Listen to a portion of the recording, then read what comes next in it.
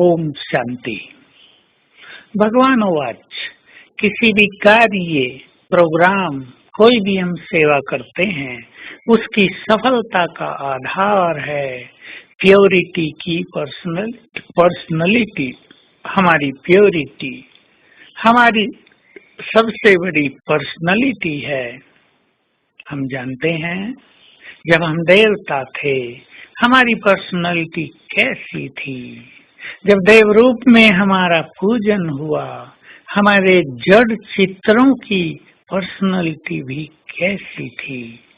हमारा व्यक्तित्व सचमुच बहुत महान है और संसार को आकर्षित करने वाला है। एक रॉयल व्यक्ति की पर्सनैलिटी भी सबको आकर्षित करती है। उसका चलना, देखना, खाना पीना, उठना बैठना, बोलना, व्यवहार करना, सब आकर्षण का केंद्र बने रहते हैं। लेकिन हमारी पर्सनैलिटी, हमारे व्यक्तित्व का आधार है हमारी प्योरिटी, हमारी पवित्र दृष्टि।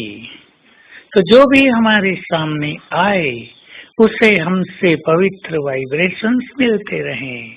ये इस महान ईश्वरीय कार्य में बहुत बड़ा योगदान होगा। हम अपनी प्योरिटी की पर्सनैलिटी को बढ़ाते चलें। हमारे चेहरे पर आंतरिक प्रसन्नता, आंतरिक संतोष की झलक दिखाई दे।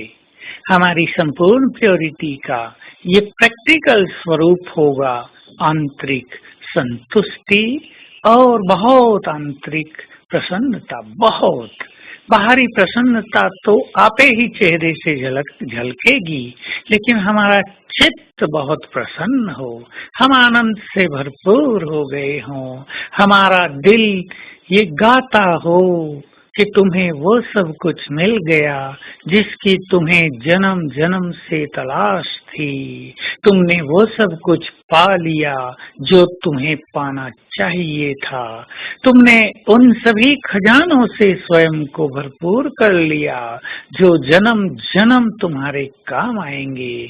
तुमने अपना भाग्य बहुत उज्जवल कर लिया।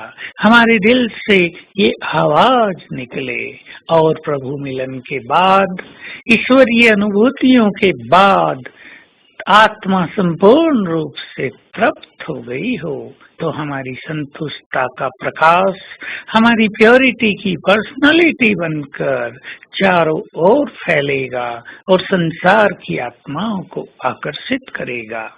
हम कोई भी सेवा करते हैं, चाहे प्रोग्राम बनाते हैं, चाहे हम किससे मिलने ही जाते हैं, यदि तेरे मेरे का भाव है, यदि स्वार्थ का भाव है, मैं ही ये सेवा करूं, दूसरे का नाम न हो जाए, केवल मेरा नाम हो, इस सेवा के योग्य केवल मैं हूं, या इस सेवा की ड्यूटी केवल मुझे मिली हुई है, इसलिए दूसरों को करने का अधिकार नहीं है, अगर ये भावनाएं हैं तो समझ लें हमारी प्योरिटी की पर्सनैलिटी बहुत डाउन है और हम सेवा तो कर लेंगे, नाम भी हो जाएगा, लेकिन उसकी सफलता जो संसार को दिखाई दे वो हमें कदापि प्राप्त नहीं होगी।